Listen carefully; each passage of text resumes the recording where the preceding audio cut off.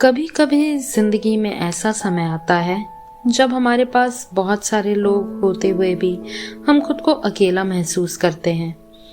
ऐसे समय में हमें किसी ऐसे साथी की तलाश होती है जो बिना किसी स्वार्थ के हमारा इंतजार करे, हमारी खामोशी को समझे और हमारे जीवन में एक छोटी सी मुस्कान ले आए। लेकिन क्या हो अगर वह साथी कोई इंसान नहीं बल्कि एक नन्हा सा जीव हो। आज मैं आपके लिए लेकर आई हूँ प्रसिद्ध लेखक रस्किन बॉन्ड की एक बेहद मार्मिक और दिल छू लेने वाली कहानी, एक नन्हा दोस्त। ये कहानी हमें सिखाती है कि सच्ची दोस्ती का रिश्ता आकार या रूप नहीं देखता बल्कि दिल से दिल का जुड़ाव देखता है। तो आइए चाय की प्याली के साथ बैठिए, अपने मन को शांत कीजिए और सुनिए ये खूबसूरत कहानी, एक नन्हा दोस्त।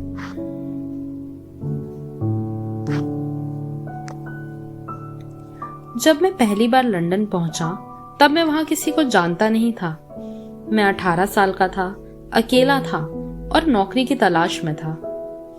मैंने एक सप्ताह शोरगुल से भरे एक छात्रावास में बिताया जहां ज्यादातर विदेशी छात्र रहते थे जो अंग्रेजी के अलावा हर भाषा बोलते थे। फिर मैंने किराए के एक कमरे का विज्ञापन देखा जो सिर्फ 1 पाउंड प्रति सप्ताह में उपलब्ध था।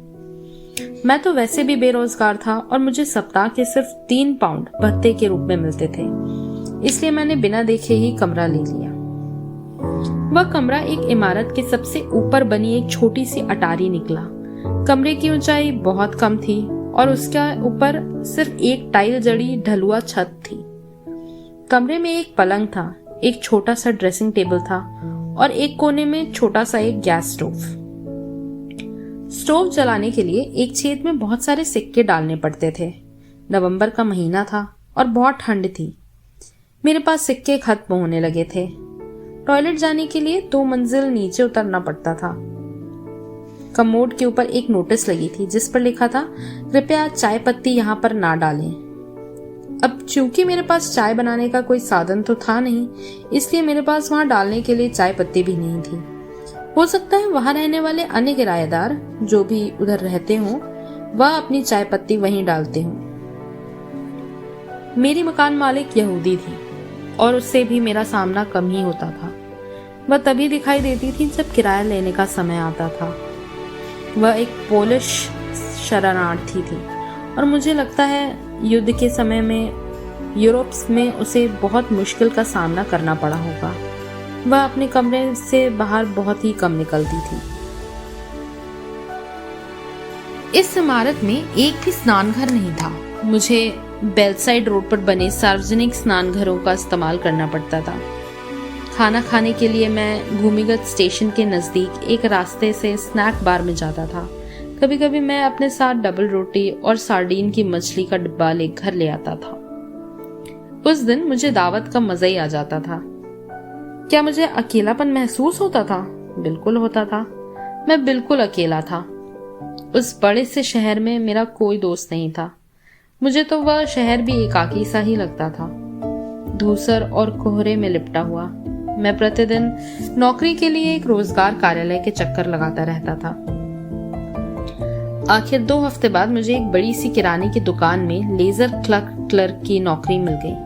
वेतन था 5 पाउंड प्रति सप्ताह। अब मैं अमीर था।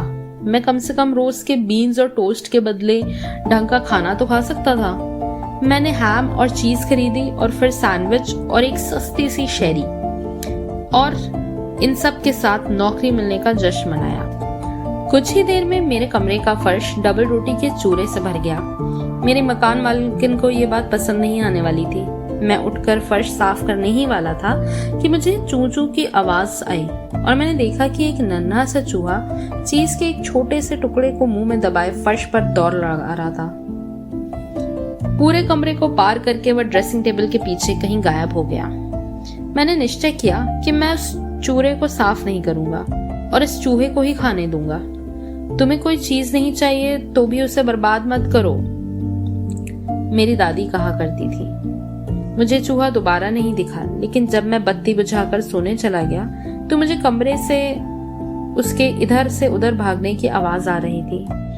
बीच बीच में उसकी चूचू भी सुनाई दे रही थी। शायद पेट भर जाने के कारण संतुष्टि भरी आवाजें थी वो।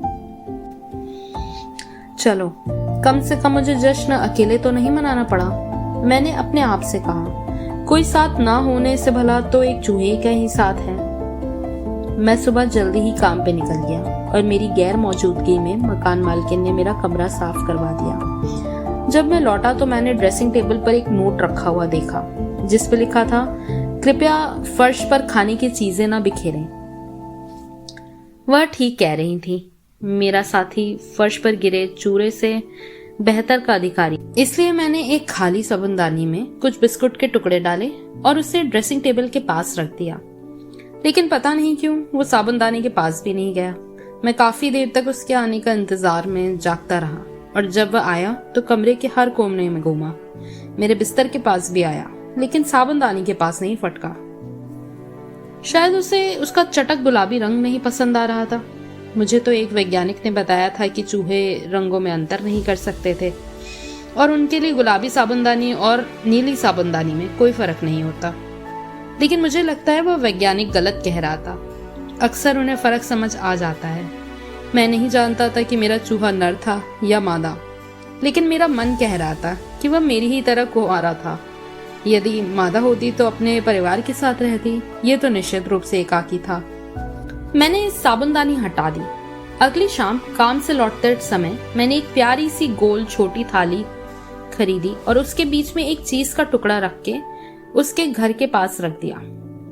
वह लगभग फौरन ही गोल थाली के पास आ गया और चीज को कुतरने लगा। उसे उसका स्वाद पसंद आया और वो पूरा टुकड़ा मुंह में दबाकर ड्रेसिंग टेबल के पीछे अपने बिल में घुस गया। ये चूहा तो बहुत नखरे वाला निकला। उसे साबुनदानी नहीं पसंद आई, उसे तो चाइनीज डिजाइन वाली गोल छोटी थाली तश्तरी रकाबी चाहिए थी। एक समय के बाद हम खुद अपनी सुरक्षा का ध्यान रखने लगते हैं। लंदन में मई की शुरुआत में ही गर्मी पड़ने लगती है। कमरे में घुटन महसूस होने के कारण मैंने उसमें मौजूद छोटी सी खिड़की खोल दी, जिसमें हमारी छत जैसी और आपस में मिलती जुलती अनगिनत छतें दिखाई दी। लेकिन मैंने उसे ज्यादा देर तक खुला नहीं रख नहीं पाया, या तो यूं कहूं मैं। अचानक मुझे अपने पलंग के नीचे से एक आतंकित सी चूचू सुनाई पड़ी और मेरा साथी चूहा वहां से निकलकर ड्रेसिंग टेबल के पीछे के सुरक्षित स्थान की ओर भाग गया। मैंने नजरें उठाई तो मैंने देखा कि खिड़की पर एक मोटी सी बिल्ली बैठी हुई है और खोजपूर्ण निगाहों से अंदर की ओर झांक रही है। मुझे लगता है उसने देख लिया था, शायद या भांप लिया था कि यदि वह धैर्य रखेगी तो उसे मुफ्त का भोजन मिल सकता है। बिल्लियों के लिए यहाँ मुफ्त भोजन उपलब्ध नहीं है, मैंने कहा। फिर मैंने खिड़की बंद कर दी और दोबारा खोली भी नहीं। सप्ताह के अंत में मैं शहर घूमने निकल जाता था। कभी कभी सिनेमा हॉल में फिल्म देखने भी चला जाता था, क्योंकि वहां टिकटें सस्ती मिलती थी। लेकिन बाकी के पूरे हफ्ते में मैं शाम के समय घर में ही रहता था और अपने उपन्यास पर काम करता था, जो मैं भारत में हुए अपने अनुभवों के बारे में लिखा करता था। कभी कभी मैं अपने पांडुलिपि में से कुछ अंश जोर से पढ़ने भी लगता था। चूहा बहुत अच्छा श्रोता तो नहीं था, क्योंकि वो बहुत देर तक एक स्थान पर रहता ही नहीं था। लेकिन अब उसे मुझ पर इतना भरोसा तो हो ही गया था कि वह मेरी उंगलियों के बीच में से डबल रोटी या चीज का टुकड़ा ले जाता था, और यदि मैं अपने उपन्यास पर ज्यादा वक्त बिताता तो वो चू चू करके मुझे अपनी मौजूदगी का एहसास दिला देता था, जैसे कि मुझे अपनी किसी आवश्यकता पर ध्यान ना देने के लिए डांट रहा हो। और फिर वह दिन भी आया जब मुझे उस लोन रेंजर से जुदा होने के बारे में विचार करना था। वेतन में मामूली सी बढ़त और बीबीसी रेडियो से अपनी ही 2 कहानियों के पारिश्रमिक का चेक, इन दोनों बातों का मतलब था कि मैं अब रहने के लिए एक बड़ी और बेहतर जगह की तलाश कर सकता था। मेरी मकान मालकिन को मेरे जाने का दुख था, क्योंकि अपने लापरवाह रहन सहन के बावजूद मैं किराया समय पर दे देता था, और एक नन्हा सा चूहा, वही नन्हा सा चूहा, क्या वह भी मेरे जाने से दुखी होगा? अब उसे अपने लिए भोजन का इंतजाम करने दूर जाना पड़ेगा, और हो सकता है अगले किराएदार को चूहों के बजाय बिल्लियां पसंद हो। लेकिन वह मेरी चिंता का विषय था, उसका नहीं। इंसानों के विपरीत चूहे भविष्य की चिंता नहीं करते, ना अपने भविष्य की, ना दुनिया की। इस समस्या का समाधान कुछ हद तक दूसरे किराएदार के आने से मिल गया था। नहीं, कोई इंसान नहीं, बल्कि एक और चूहा, शायद मादा, क्योंकि वह मेरे साथी चूहे से कुछ छोटी थी, लेकिन बहुत ज्यादा प्यारी थी। कमरा छोड़ने के 2-3 दिन पहले जब मैं शाम को घर पहुंचा तो मैंने दोनों को पूरे कमरे में दौड़ लगाते, मस्ती में खेलते कूदते देखा। क्या ये उनके पेज का प्यार था? मुझे थोड़ी सी जलन हुई। मेरे रूममेट को एक साथी मिल गया था, जबकि मैं अभी भी अकेला था।